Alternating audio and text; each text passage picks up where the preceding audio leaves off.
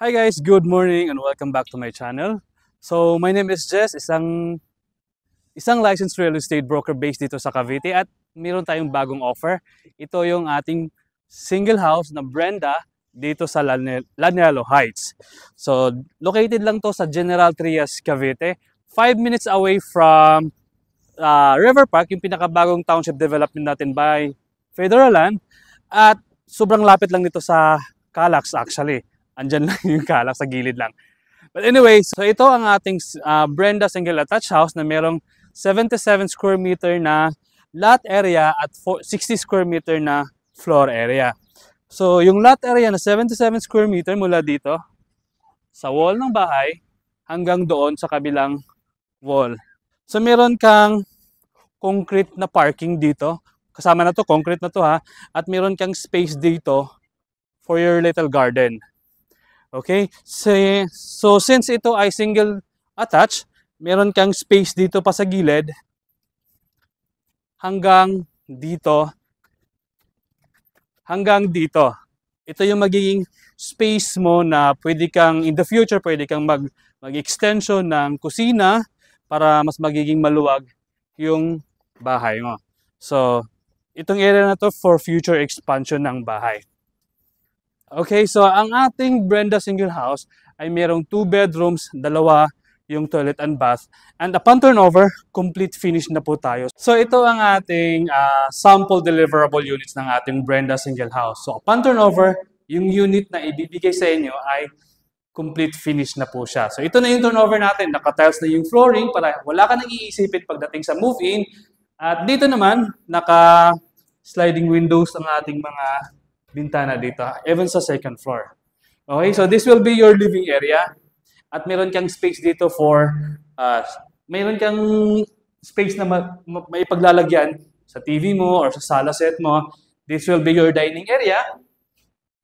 At meron kang dito sa side, sa ilalim ng hagdanan, meron kang maliit na storage. Okay, so ito ang ating kitchen area. So again, sabi ko kanina, kung sakali gusto mo ng mas malaking kusina, meron tayong space dito sa likod na pwede nating gawing extension ng kitchen. This will be your service area, no? And then pwede ka dito mag-extension ng floor para, or yung kusina, para magkakaroon ka ng mas maluwag na kitchen. Lalong-lalo na sa mga mommies, no? Na mahilig magluto, or sa mga families na ang bonding ay ang pagluluto. Okay? So, ganito yung expected turnover natin. Meron na siyang sink at meron siyang kitchen-based cabinet. At meron ka pang space dito sa gilid since mataas yung ceiling natin, makakapaglagay ka dito ng mga overhead cabinets. Okay? So, meron itong dalawang toilet and bath, then yung ating bahay na Brenda. Okay. So, ganito siya. Mayroon siya kasamang shower, bowl, ayan. Para sa comfort ng family, lalong-lalo na kapag meron kayong mga visitor, no? Frequent visitor sa bahay, mas maganda talagang meron kayong restroom or powder room sa ground floor para hindi na sila kailangang aakyat pa sa taas. Okay, so silipin ulit natin. Ito yung ating sala or living area ng ating Brenda single attached house, dining area, and that will be your kitchen area. Let's go sa second floor. So sa second floor, ang ganito na yung turnover natin. Meron na siyang, ang tawag nito, vinyl tiles. At nandito sa taas, yung dalawang bedrooms. So kung titingnan mo dyan, sa gilid, sa harap, sa gilid, yan, sa gilid, sa wall natin yan, may malaking bintana tayo dyan para sa mas magandang natural lighting na papasok sa ating bahay. Okay? So, tingnan muna natin to. Ito yung first bedroom. Ayan, so, meron siyang partition for cabinet. Makakapaglagay ka dito ng single bed, to double size na bed. At meron ka bang space dito for your study area. Here. At kung titingnan mo, mataas na yung ceiling natin. So, kung sakaling gusto mong mag-modify or magpa-beautify ng ating kwarto, pwede dito yung mga drop ceiling, no? Kasi mataas pa yung ceiling natin. Alright, so ating mga bintana, mga sliding windows na din. Aluminum sliding windows. Ayan.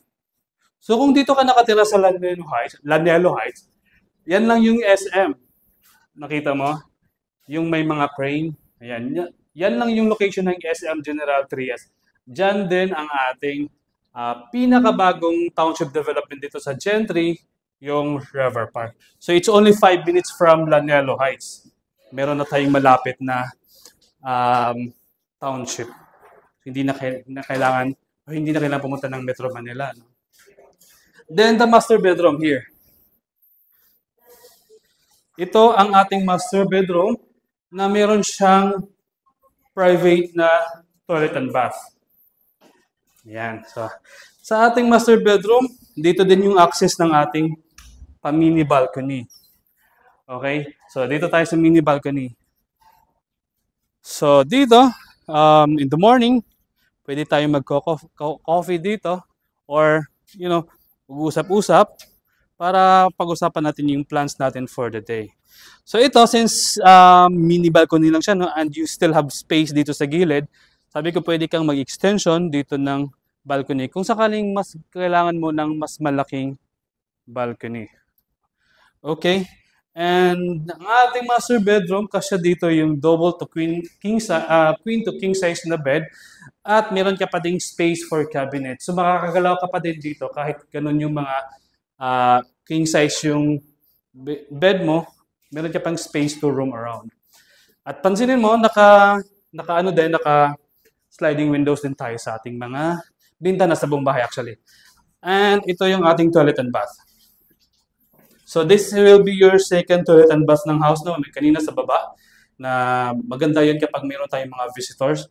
Ito, toilet and bath na nasa loob ng master bedroom. So complete din siya sa bathroom fixtures, sink, bowl, tsaka shower.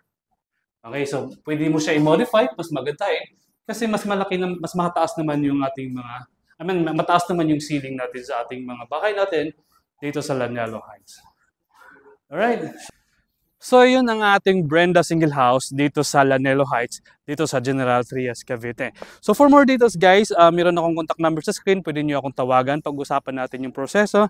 And for our Brenda, reservation is only 20,000. So for updated computations, again, meron akong contact number and meron din akong link ng Facebook sa description box. So this is Jess. Thank you very much guys for watching and have a great day. Goodbye!